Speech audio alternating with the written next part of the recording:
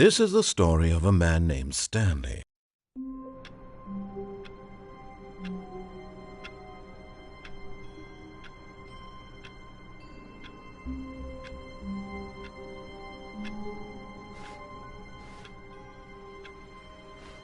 All of his co-workers were gone. What could it mean? Stanley decided to go to the meeting room. Perhaps he had simply missed a memo.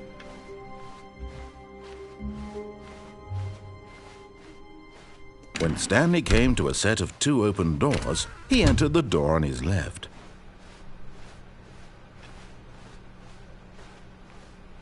Yet there was not a single person here either. Feeling a wave of disbelief, Stanley decided to go up to his boss. Coming to a staircase, Stanley walked upstairs to his boss's office.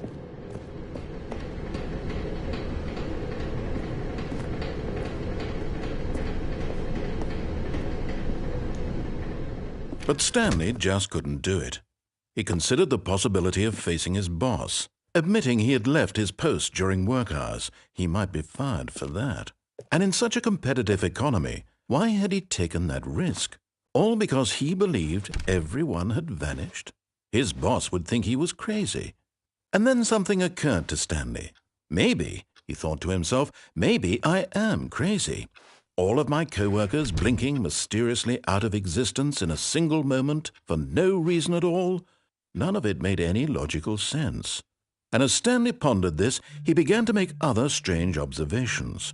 For example, why couldn't he see his feet when he looked down? Why did doors close automatically behind him wherever he went? And for that matter, these rooms were starting to look pretty familiar. Were they simply repeating? No, Stanley said to himself, this is all too strange. This can't be real. And at last, he came to the conclusion that had been on the tip of his tongue. He just hadn't found the words for it. "I'm dreaming!" he yelled. "This is all a dream." Oh, what a relief Stanley felt to have finally found an answer, an explanation. His co-workers weren't actually gone. He wasn't going to lose his job. He wasn't crazy after all. And he thought to himself, I suppose I'll wake up soon. I'll have to go back to my boring real-life job pushing buttons. I may as well enjoy this while I'm still lucid. So he imagined himself flying and began to gently float above the ground. Then he imagined himself soaring through space on a magical starfield, and it too appeared. It was so much fun, and Stanley marveled that he had still not woken up. How was he remaining so lucid? And then perhaps the strangest question of them all entered Stanley's head. One he was amazed he hadn't asked himself sooner. Why is there a voice in my head dictating everything that I'm doing and thinking? Now the voice was describing itself being considered by Stanley, who found it particularly strange. I'm dreaming about a voice describing me, thinking about how it's describing my thoughts, he thought. And while he thought it all very odd and wondered if this voice spoke to all people in their dreams, the truth was that, of course, this was not a dream. How could it be? Was Stanley simply deceiving himself, believing that if he's asleep, he doesn't have to take responsibility for himself? Stanley is as awake right now as he's ever been in his life. Now, hearing the voice speak these words was quite a shock to Stanley. After all, he knew for certain, beyond a doubt, that this was in fact a dream. Did the voice not see him float and make the magical stars just a moment ago? How else would the voice explain all that? This voice was a part of himself too. Surely, if he could just... He would prove it. He would prove that he was in control, that this was a dream. So he closed his eyes gently, and he invited himself to wake up. He felt the cool weight of the blanket on his skin, the press of the mattress on his back, the fresh air of a world outside this one. Let me wake up, he thought to himself. I'm through with this dream. I wish it to be over. Let me go back to my job. Let me continue pushing the buttons. Please, it's all I want. I want my apartment and my wife and my job. All I want is my life exactly the way it's always been. My life is normal. I am normal. Everything will be fine. I am okay.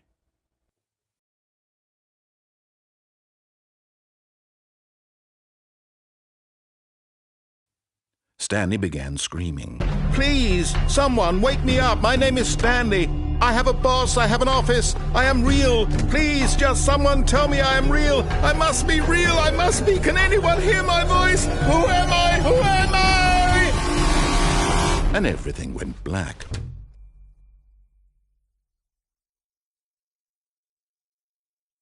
This is the story of a woman named Mariella. Mariella woke up on a day like any other. She arose, got dressed, gathered her belongings, and walked to her place of work.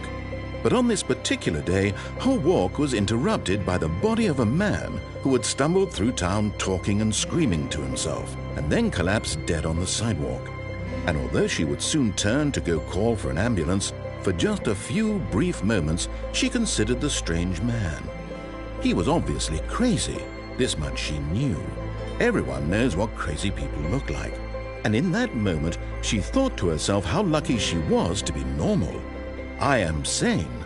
I am in control of my mind. I know what is real and what isn't. It was comforting to think this, and in a certain way, seeing this man made her feel better. But then she remembered the meeting she had scheduled for that day, the very important people whose impressions of her would affect her career, and by extension, the rest of her life. She had no time for this, so it was only a moment that she stood there, staring down at the body. And then she turned and ran.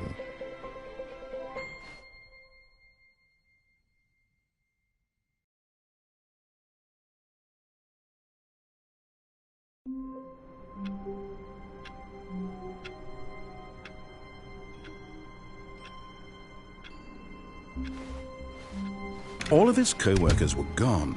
What could it mean? Stanley decided to go to the meeting room. Perhaps he had simply missed a memo.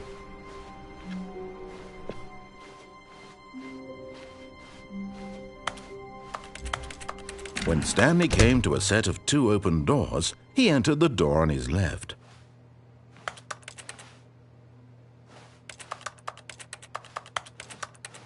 This was not the correct way to the meeting room, and Stanley knew it perfectly well. Perhaps he wanted to stop by the employee lounge first, just to admire it. Ah, yes, truly a room worth admiring. But eager to get back to business, Stanley took the first open door on his left. And so he detoured through the maintenance section, walked straight ahead to the opposite door, and got back on track.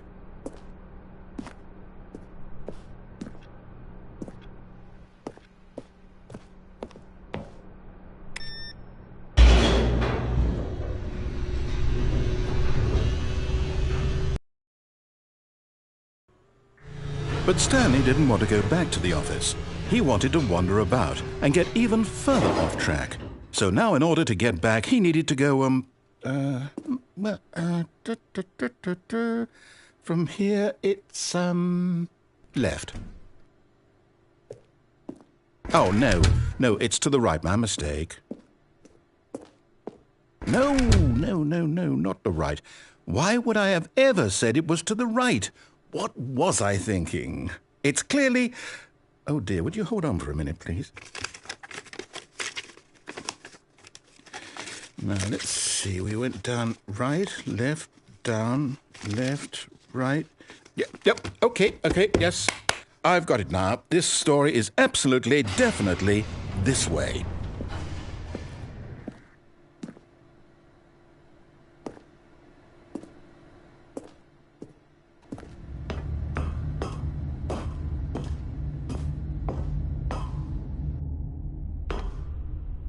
No.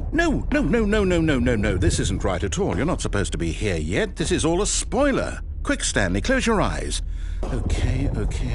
We just have to get back to, oh, who am I kidding? It's all rubbish now. The whole story completely unusable. How about, rather than waste my time trying to salvage this nonsense, we'll just restart the game from the beginning. And this time, suppose we don't wander so far off track, Okay, from the top.